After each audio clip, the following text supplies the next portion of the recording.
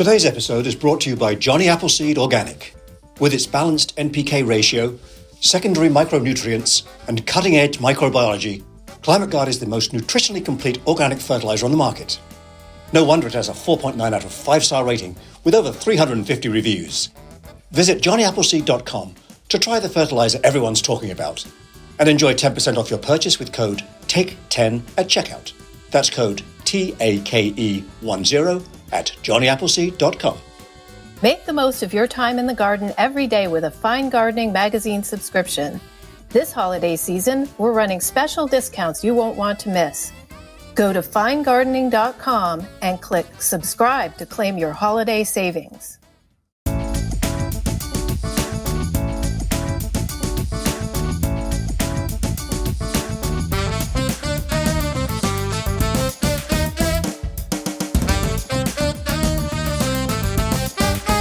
Hello and welcome to another episode of Let's Argue About Plants, the podcast for people who love plants. But not always the same ones. I'm Carol Collins. I'm the associate editor at Fine Gardening magazine.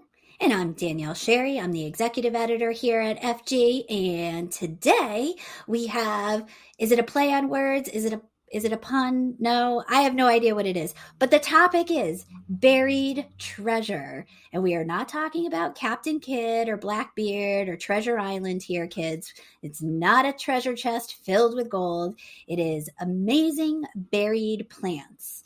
And we gotta give a shout out to who came up with this idea, right, Carol? Oh, sure. Yes, absolutely. So it was Andy Brand, who is a contributor to Fine Gardening on a regular basis. He is the interim director of horticulture at the Coastal Maine Botanical Garden.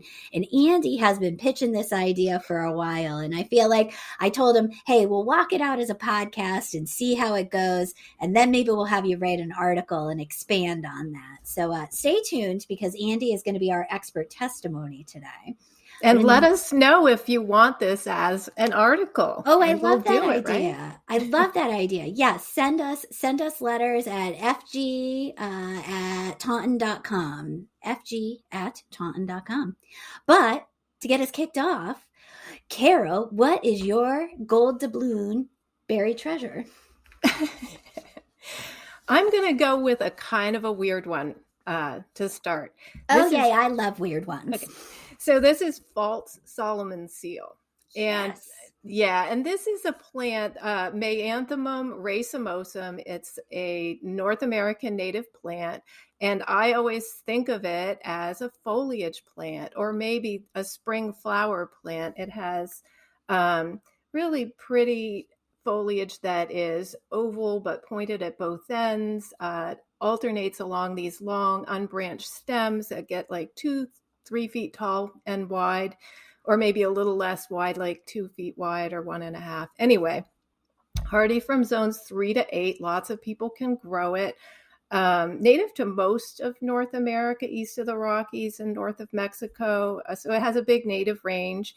And it blooms in April or May. It has like these gorgeous foamy kind of flowers, a little bit like Tiarella, right at the end of the stems. And so that's how you can tell it from Solomon's seal, which has the flowers at each leaf node.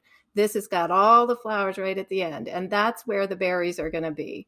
After it finishes flowering, it gets these cute little sort of pinkish green berries.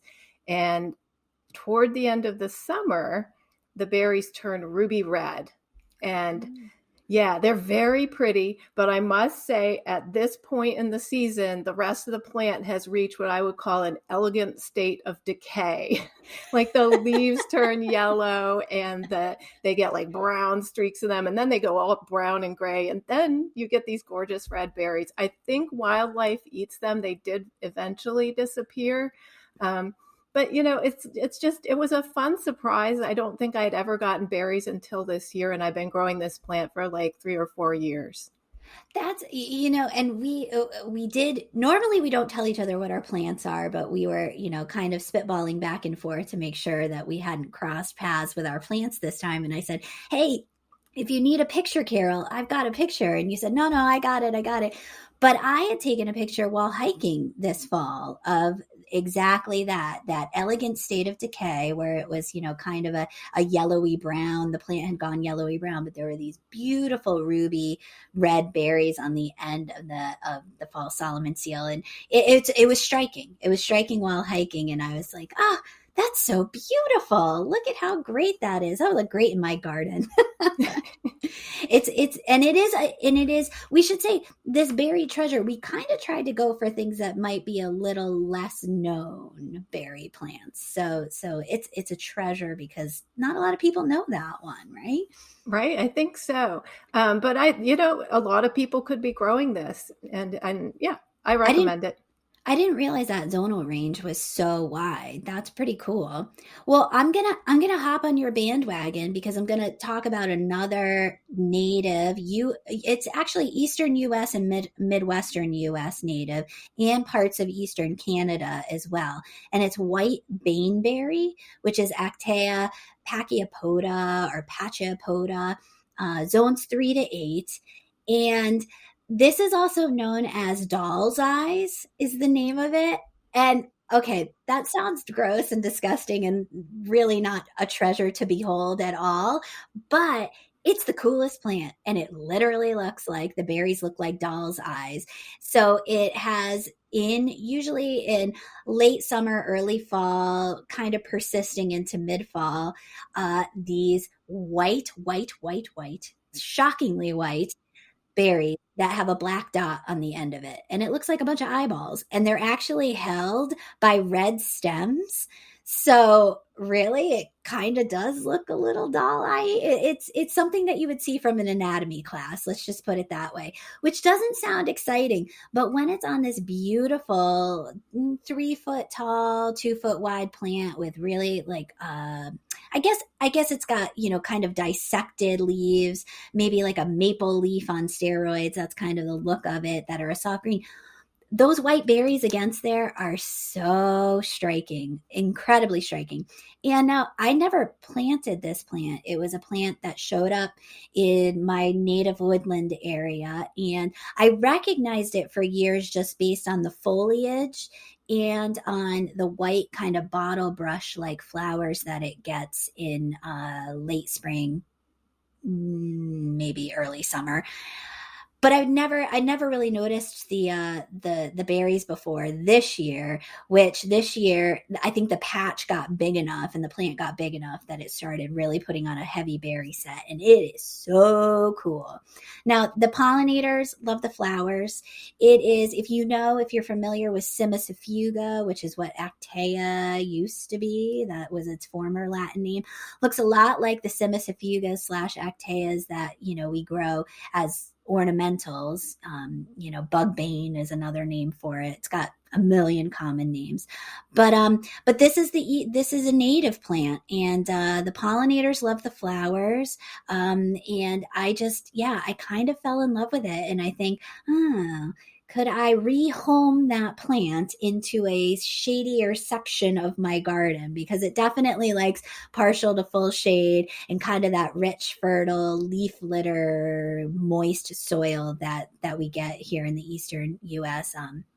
But yeah, the one warning I'll say is white baneberry, attractive, weird, doll's eye-ish, but berries are also toxic. So you want to definitely think twice about planting this if you have pets or kids that have a propensity to pick anything that looks like a edible.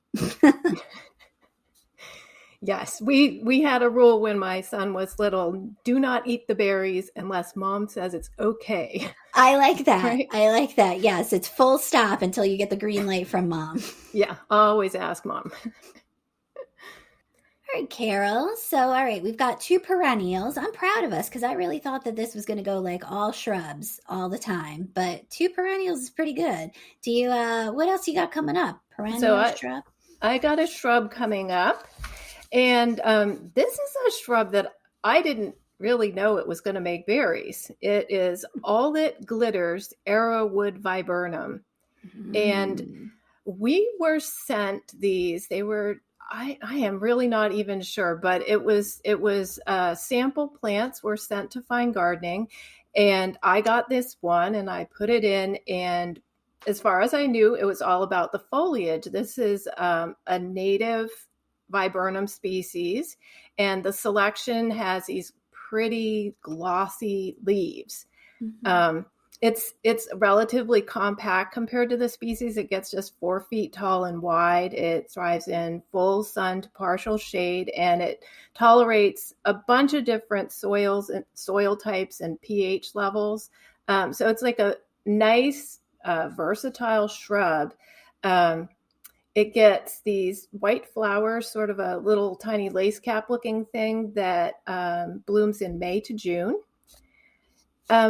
Here's the thing. It's technically, it has the parts to be self-fertile, but you need some genetic diversity. It likes to cross-pollinate with something that is not a clone of itself. And, a lot of these commercially, like this named cultivar, they are genetically identical.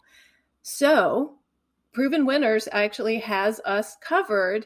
They also have All That Glows. And that's a companion plant that is genetically different enough so that they will cross-pollinate and you'll get a heavier berry set. And so I don't know what happened with mine. I do not have All That Glows, but maybe a neighbor has an arrowwood viburnum or some viburnum that blooms around the same time. I got berries this year. They're really cool. Oh, they're like super cool. Yeah, they're denim blue. Oh, so cool. Yeah, like an unusual berry color. So needless to say, I've got to get the other one. And they'll both make berries, but they need to be together. It's so like that's you just interesting. Need a berry buddy. Yeah, so it's not a male-female situation. It's almost more like blueberries where they like to have, a companion to have a good marriage to produce good offspring. That's so interesting. So that was All That Glitters is the one that you have, correct? Yes. So that's viburnum dentatum variety Diamii SMVDLS. Oh my gosh. Yeah. Or just All That Glitters. I like that better. Ask for it by name. Yes. That's so cool. Well, all right. So truth be told, I was struggling with this topic and I peeked at your list and I'm like, oh, viburnum. I've got to put one of my viburnums on there. So I went with a viburnum too. Thank you for the idea. I went with leatherleaf viburnum, which is viburnum rhytophyllum, which is zones 5 to 8. This is an interesting plant because I bought it for an article that we did on viburnums years and years ago in Fine Gardening. And we needed a stylized picture of a viburnum in a container, in a decorative container. So for years, my leatherleaf viburnum, which is what I chose to take a photo of, lived in a container until I popped it in the garden maybe 4 or 5 years ago. And this baby just took off. I mean, it is maximum height now. I think it's achieved it, which is 10 to 15 feet tall and 8 to 10 feet wide. This is no shrinking violet. You got to make room for this shrub, people. But it's totally worth it because the species name reminds me of rhinoceros, and that's literally what the leaves look like. It looks like a green, leathery, wrinkly rhino hide. It really does. It's the most textural, long, almost 6 to 8 inch long lance-shaped leaves that are uber cool. And just when you thought it couldn't get any better with the foliage, the underside has this white fuzz, this silvery white fuzz to it. And then the stems have almost a rust-colored fuzz to them.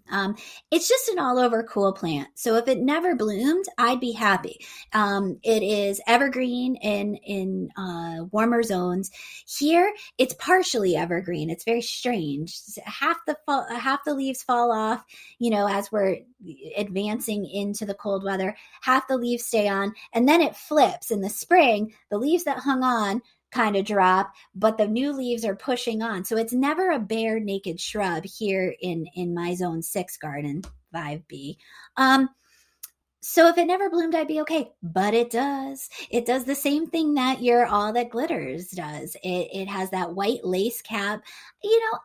They're attractive, I guess. I mean, it's nothing to write home about, but it's a significantly sized, maybe, a baseball sized flower. So they say it's fragrant, and I don't understand why they do that, because it is a hideous fragrance. It is like spoiled red wine that's been sitting on your counter for 10 years after Thanksgiving. I mean, it's a terrible smell, in my humble opinion. Now, I've been told I have a terrible sense of smell, so maybe it smells like lily of the valley to somebody else, but that's not the coolest thing. As those flowers go by, it changes, and they set these kind of dark, glossy, purplish and red, ruby red berries. There's like a combination of the two on this cluster of berries. And those eventually, they eventually age out to a dark black color, which is really awesome. I'd love to say that the birds love it and it's a great feasting plant for the birds, but those berries stay all the way through winter, and they end up basically just desiccating on the plant. So great, gives you winter interest, but apparently the birds don't like them. They're yucky. So maybe it's because the berries also smell like spoiled red wine. I don't know, but you'll see the berries will persist all the way through winter. And so full sun to partial shade. It doesn't really need anything super specific for soil. Well drained is a big thing with viburnums. It just needs some well drained soil. I have it in my acidic soil that's very, very lean, and it's done gangbusters for years. So again, that's Leatherleaf viburnum, and zones 5 to 8 on that guy. Just an all around, I think, 4-season shrub with excellent berries. Perennial, shrub, tree, Carol. Okay, so I have another perennial. Yes. And this is one that some or maybe many listeners may already know and grow, but they might not think of it as a berry plant. Hint, it was Perennial Plant Association's 2020 Plant of the Year. It is Sun King Aurelia cordata Sun King, which, right? Okay. And full disclosure, I got this one from Danielle as a division. I tried growing this before. I had 3 plants in pretty heavy shade. I wanted that chartreuse color. It gets in heavy shade. And the voles got to 2.5 of them, and one of them limped along. I dug it up. I put it in a pot to keep the voles away from the roots. It never really recovered. So I was so happy when Danielle gave me a little piece of hers, which was doing so well that you were able to divide it. And I think we got them around the same time. So I put it in, and you said you had yours in a little more sun. So that's what I tried, and it did really well. So it can grow in full sun if the soil is consistently moist, or partial shade, especially in the South. It's hardy from zones 3 to 9. It can grow 4 or even 6 feet tall or wide. It takes a while to get to that, but it can get pretty big. So, people often describe it as having a shrub-like habit. And like we're talking about, the main reason people grow it is the beautiful leaves. It has this compound foliage, and it gets anywhere from like golden, almost like platinum blonde looking in the sun, down to like a deeper chartreuse in the shade. I love this plant, and this year it flowered for me, from this division that I got in the spring. Get out. And folks, right? Let's talk about this division. I mean, it was like no bigger than what you would get in a 1-gallon perennial. I mean, this was not a huge, I didn't cleave off, this balled and burlapped division. I'm shocked. Yeah, I think it's because it was a plant that was doing really well, and that, this is a piece of a mature plant. So it was just like, all righty, then I'm going to flower. And then it makes berries. And the berries are, they're like, they start out pale, and then they have pink stems, and they're sort of like this pale pinky color.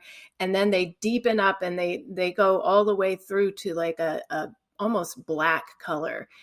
And so you've got, when those black ones first start ripening, you've got all kinds of color in this little cluster of berries. I put a picture. It's kind of hard to describe, but against that golden foliage, what a show. And then the frost hits and the whole thing melts, and, it's over. But Very cool. I really love this plant, and I didn't expect to add this into the buried treasure, but it fits. It does make berries. That's so cool. I hadn't seen that on your list. It must have been a late addition, and that is awesome. Yeah, because it is. I mean, I think that that purpley berry against that chartreuse foliage is spectacular. It is so strikingly beautiful, and yeah, I'm with you. That is definitely a berry treasure because people don't grow this plant for the berries. I will also say I could find nothing on dividing Sun King Aurelia or really dividing Aurelias in general. So just like a tip for the listeners, mine was about, I think, 7 years old. It's a big boy. I mean, this is probably 6 feet tall, maybe 8 feet wide. And in early spring, I would say it was maybe like mid to late April, it kind of, when it starts to put on about 2 to 3 inches of new growth, you can kind of see it's like male pattern baldness on the top of the plant. Like it's coming up in tufts that kind of have almost separated themselves out in different sections of that large root mass. And I just went in there with a rabbiting spade and I cleaved off the edges to get, 5 or 6, I think, divisions off of it. And that plant looked like I hadn't done anything to it this year. And I want to say I probably took at least a third to maybe a half off the mama plant. And it looked exactly the same size this year. So don't be scared. I was scared. I'm like, oh my God, it's my treasure and I'm going to kill it. But nope, it took dividing like a champ. So I'm so happy to hear it did well at your house. It did. It's awesome. Carol, how do you feel about Calicarpa?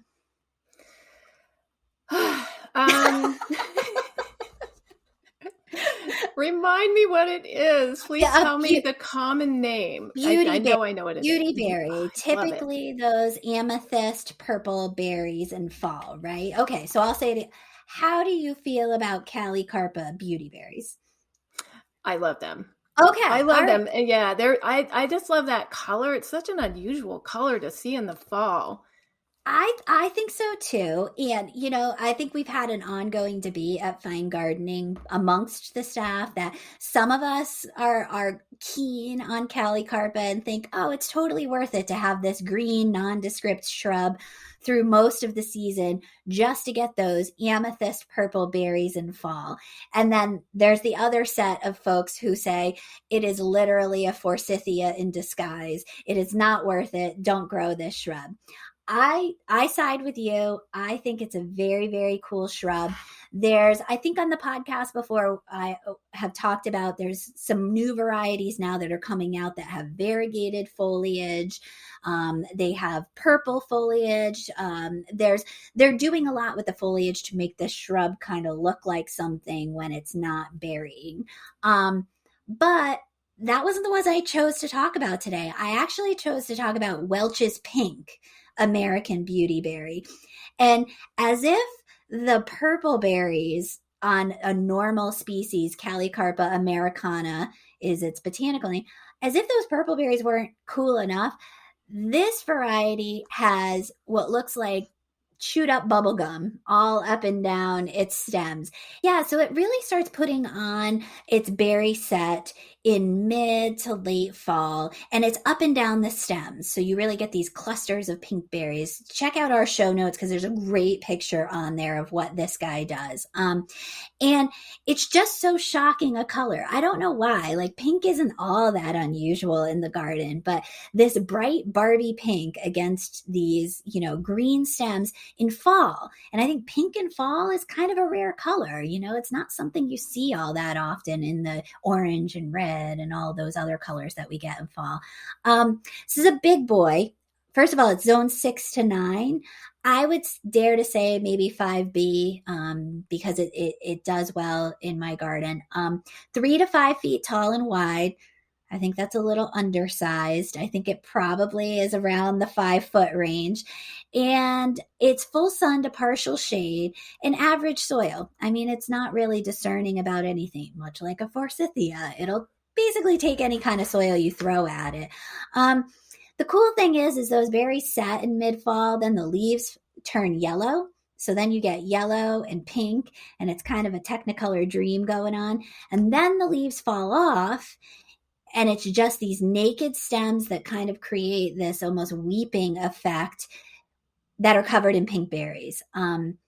Birds apparently love them because that lasts for about a hot minute, and then your shrub is completely naked, because once those leaves fall off and the birds find the berries, they're done. But they are generally, it takes a few frosts for the leaves to fall off. And I've heard that what that also ends up doing is softening the berries, so the birds can actually eat them at that point, because they're palatable enough to crunch into. But before that, I think the reason that it holds on the plant so long, the berry set, is because the berries are super hard and the birds really have to wait for them to soften up. But so that's Welch's pink. It makes me feel like Welch's grape juice. Welch's pink American beautyberry, which is a North American native, Calicarpa americana. All right, Carol, we're coming down the home stretch. What do you got? Okay, so finally, I'm gonna do one with berries that people can eat, because we haven't had a single edible berry yet, right? That's crazy. No, we haven't. I know. And that's, my dream. I grew up in a place where people had hunting camps, and I always wanted to have berry camp. Like, I'd just buy a hunting camp and plant a lot of berries up there, and that's where I would go, right? That's still the dream. I haven't done it yet.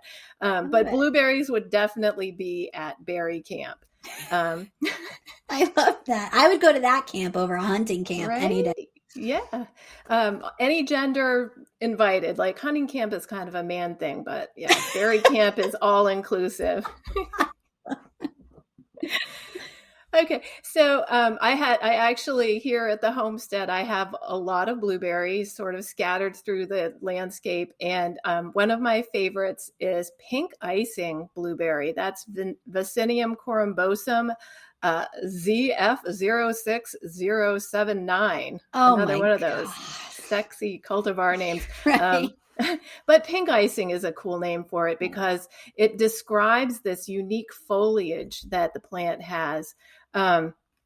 This is a blueberry that is sort of like in the high bush family, I would guess, in terms of its size and its habit. It grows in zones 5 to 10. It gets like 3 to 4 feet tall and wide. It likes full sun and fertile, well-drained soil. And, give it some azalea food once in a while. Do as I say, not as I do. I haven't fed this poor plant ever except compost, and it does well. And it gets the typical white bell-shaped flowers in the spring, very lovely. And then the new foliage comes in, and that is like a showstopper. It's almost iridescent. It gets tints of like mainly pink, but also peach and gold, and almost like a little glaucous blue. It's beautiful. Shimmery. It's beautiful. And when the plant is small, you go, oh, look, isn't that cute? When it gets bigger, it's just like, wow, what is that? You wouldn't really think it was a blueberry, except that if you saw the flowers, you would maybe recognize it. And you would also think that something that has such pretty foliage maybe isn't a big producer of berries, but this makes great berries. Like you mentioned earlier, blueberries need that genetic diversity. It likes to cross-pollinate with another variety. So the fact that I do have blueberries scattered all through the landscape means that it's going to be cross-pollinating, but it gets super good fruit set and nice big berries, like the size of supermarket berries, right? Like not little low bush type, but nice chunky berries. I don't get very many of them between the catbird and my, large child who was trained from an early age that this one was okay to eat. But oh boy, it's super good. I'll definitely will plant this at berry camp.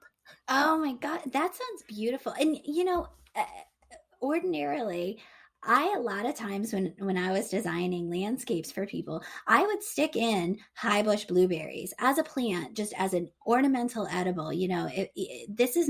Blueberries aren't plants that should be relegated to only orchards or your vegetable garden. They're stunning, stunning plants. And, the one, you took the one thing that, they have beautiful, exfoliating bark. They have gorgeous bell-shaped flowers. They have great fruit. They get good fall color. But the one time a year where, no fruit and it's just, a green shrub, it sounds like pink icing fills in that gap. Like the one season that it might be meh, pink icing ups the game on that. That sounds stunning. Like absolute, like almost too good to be true, Yeah, it's super cool. The foliage does go to a normal green in the middle of summer, but anytime it pushes out new growth, it will be that awesome pink color. Oh, that sounds amazing. All right, writing that down, jotting that down. Need that one. Totally need that one.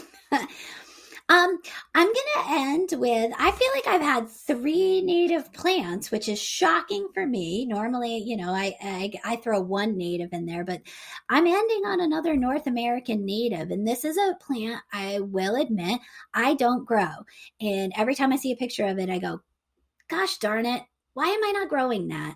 And it's common snowberry, which is, oh boy, here we go. Symphyocarpus albus, and zones 3 to 7. So this is a plant for the cooler areas, northern North America native, also, southern Canada up into kind of middle Canadian provinces. It is 2 to 5 feet tall and wide, sometimes getting to be a thicket. So it has that suckering nature. So bear that in mind whilst planting and figuring out where you want to put this. Glaucous blue opposite leaves on a shrub that kind of has a colquitzia, a beauty bush kind of habit to it. So hard to explain. Kind of like a upright vase that then does kind of weeping branches off to the sides. To be honest, once it starts putting on some size, it basically just looks like a massive glaucous blue-green leaved plant. Full sun to part shade, well-drained soil, not all that finicky about where it wants to be.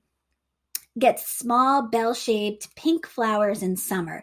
Gotta be honest, pretty nondescript. You're not growing this for the flowers. The foliage is beautiful, and then the flowers are nondescript, but then the flowers give way to these massively sized, half-inch round pure white berries. And this one is kind of much the same, that the berries, when they first set and turn to that white color, are hard. So the birds leave them alone, and the leaves fall completely to the ground. And then what you're left with is this beautiful weeping shrub-like, vase shrub-like habit that's covered. These brown stems are covered in little white marbles, and it's just, at that time of year with that, contrast, it's just such a stunning sight. It's very, very cool. And, for years I used to just, I didn't know any better. I just said, oh, that's the white winterberry. It's got to be an Ilex verticillata. It looks like that. It looks like that, but it's not. It's a common snowberry. So there's various different cultivars of this. You can get dwarf varieties. You can get ones with pink berries. But I think the most important thing to remember is that you need to give it an area where it can kind of form this thicket. And you can just imagine with all those tangled branches that this is known as a really good habitat plant for birds, for overwintering birds, because they really kind of nestle down in that tangle of stems. So beautiful berries. North American native, great habitat plant. Sign me up. Carol, remind me to plant this one because I always forget. And I want to plant it too now. You sold me. It sounds great. And now, because everything sounds better with a British accent, here's Peter to talk about buried or I don't know, some sort of treasure. Well, this certainly wasn't the topic I imagined when I saw this episode listed. I simply assumed Danielle, queen of the typo, misspelled buried, as in buried pirate treasure. But berries?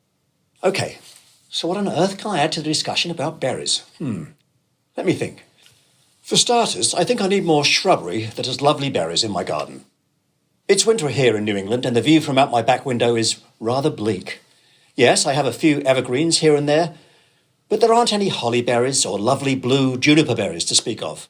And aside from the aesthetic reasons, I'd also like to include more berry plants in my landscape for the birds. There are very few pleasures I enjoy more during the doldrums of January and February than watching a handful of chickadees meticulously cracking open a single seed at a time. It's much more relaxing than the Babbling Brook playlist on my Calm app. And as I just learned from listening to Carol and Danielle, these berry-laden shrubs can provide valuable habitat and protection for overwintering birds as well. It's like a 5-star hotel with plush memory foam mattresses and 24-hour room service. Now all I have to do is figure out where I can fit a few of those buried treasures. After all, I've been listening to this podcast for the last 101 episodes, and I've been talked into purchasing more plants than I ever imagined. I'm running out of room. I wonder if my wife would mind us knocking down her she shed to build another garden.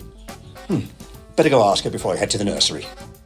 I love that we never knew that Peter was a bird watcher or a secret bird watcher. He didn't make that very well known to us. No, but birds are one of the best parts of the garden, so that's cool to hear.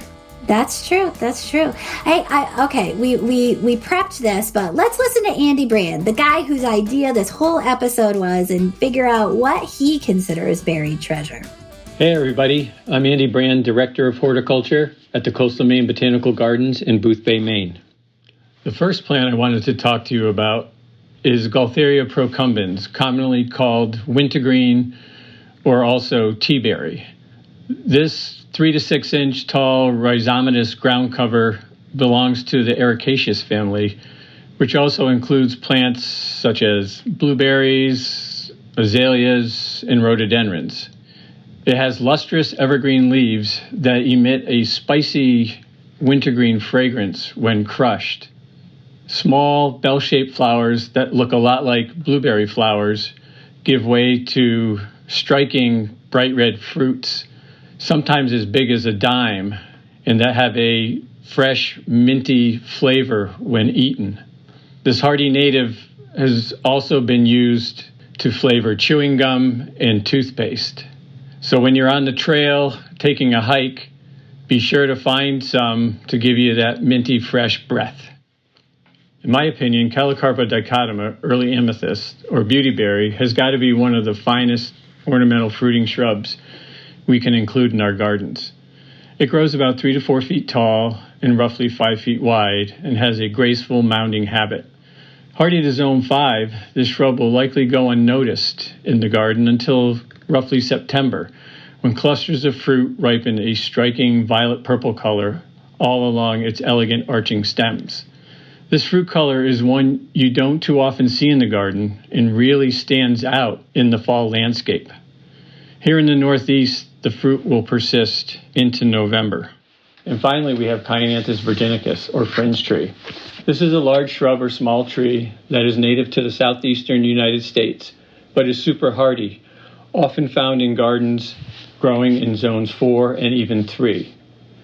Typically, I've seen this plant grown as a multi-stem specimen, reaching heights of 12 to 15 feet tall with a similar spread.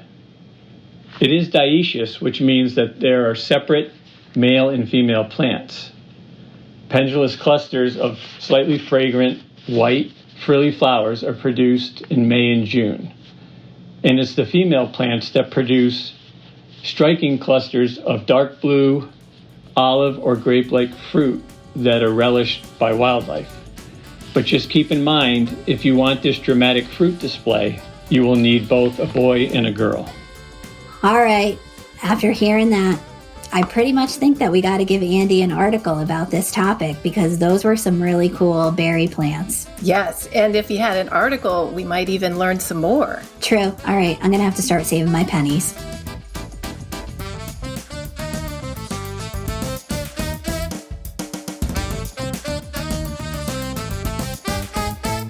Starting seeds, staking tomatoes, planting a pollinator garden, or transforming your backyard into a private oasis takes hard work, know-how, and a passion for plants.